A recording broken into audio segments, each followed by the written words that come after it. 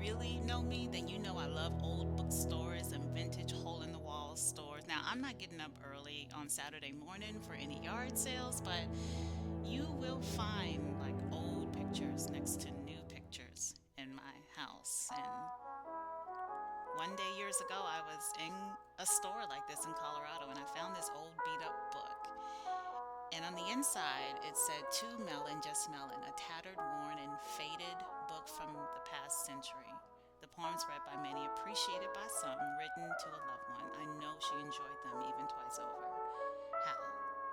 Just how?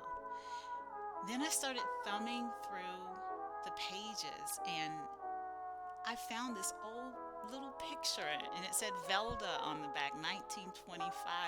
Y'all would have thought I had like won the lottery. I was so excited to have this old beat up book with all of this intimate history in it, which leads me to the furniture.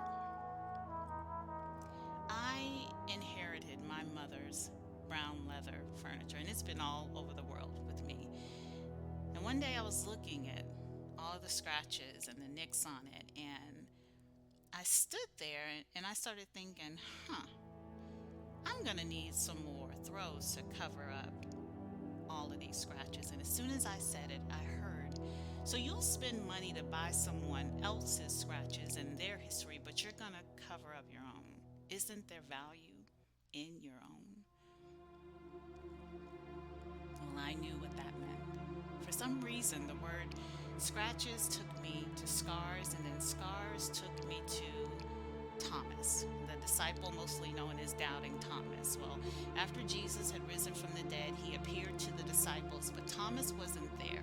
And so the disciples later went to Thomas and they were telling him, "We've seen the Lord." And Thomas was like, unless I see the nail marks and put my fingers where the nails were, I'm not going to believe. So a week later, it happened again. But this time, Thomas was there, and Jesus appeared. And he told Thomas, "Put your finger here, see my hands, reach out and put it in my side. Stop doubting and believe." Because Thomas needed Jesus' scars, we got stars. Stars. What I call a beginner's guide to belief. When you think about stars, like in the Bible, what's the most popular star that comes to mind? The Star of Bethlehem. And then I got it.